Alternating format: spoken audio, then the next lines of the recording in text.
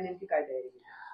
येत्या 19 तारखेला शिवनेरी गडावर शिवजन्मोत्सवाचा कार्यक्रम हा साजरा होणार आहे. त्याकरता महाराष्ट्रातून सर्व भागातून भाविक येत असतात. त्या अनुषंगानं पुणे जिल्हा पोलीस दलाची पूर्ण तयारी झाली आहे आणि त्या अनुषंगानं एक ॲडिशनल SP आमचे पुण्याचे त्यांच्या नेतृत्वामध्ये आपण जवळपास 1100 पोलीस कर्मचारी आणि होमगार्ड ह्यांचा बंदोबस्त तिथे देतोय. महाराष्ट्राच्या दूरवरून येणाऱ्या नागरिकांना सगळ्या सोयीसुविधा उपलब्ध व्हाव्यात आणि त्यांचं शिवजन्मोत्सवाचं जे दर्शन आहे ते सुखकर व्हावं, त्यासाठी आपण सर्वतोपरी प्रयत्न करत आहोत.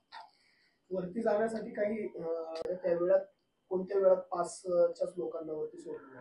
नाही, यावेळेस आम्ही म्हणजे जिल्हा पोलीस दल आणि जिल्हा प्रशासन, जिल्हाधिकारी कार्यालय ह्यांनी समन्वयाने ही भूमिका घेतली आहे की पासेस जे आहेत ते अत्यंत मिनिमम असे पासेस देण्यात येत आहेत. जे डिपार्टमेंट्स तिथे इन्वॉल्ड आहेत कामामध्ये त्यांच्या अधिकाऱ्यासाठी आणि गरजेच्या लोकांनाच पासेस देण्यात येणार आहेत. इतरांसाठी जे दर्शन आहे ते सर्वांसाठी हे खुलं असणार आहे. माझी नागरिकांना फक्त एवढीच विनंती आहे की जो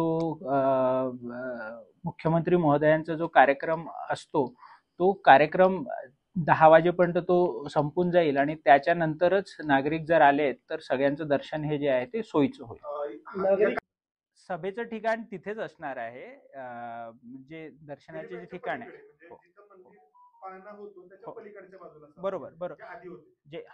जेणेकरून जरी ती सभा सुरू असली किंवा ती जरी लांबली तरी नागरिकांना किंवा भाविकांना अडचण होणार नाही, ह्या अनुषंगानं आम्ही ते कोऑर्डिनेशन करत आहोत.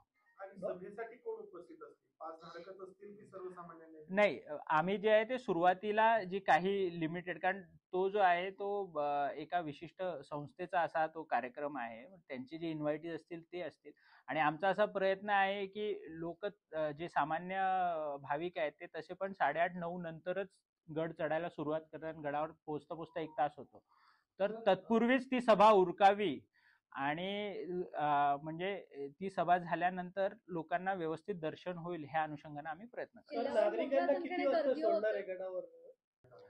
ह्या वर्षी आम्ही आर्किओलॉजिकल सर्वे ऑफ इंडियाला त्याबद्दलची विनंती केली होती की आम्हाला सभेचं ठिकाण बदलून देण्यात यावं आणि त्या संदर्भाची जी विनंती आहे ती मान्य झाली आहे, जेणेकरून कार्यक्रम सुरू असताना सुद्धा दर्शन होऊ शकेल. राहिला प्रश्न कार्यक्रमाचा, तर कार्यक्रमाचा अद्यापपर्यंत पूर्ण रूपरेषा आलेली नाही, परंतु आम्ही अशी विनंती केलेली आहे की तो कार्यक्रम अजून थोडा आधी व्हावा, जेणेकरून तो 9:30 पर्यंत तो संपावा, परंतु अजून ते अद्याप फायनल झालेलं नाही आहे.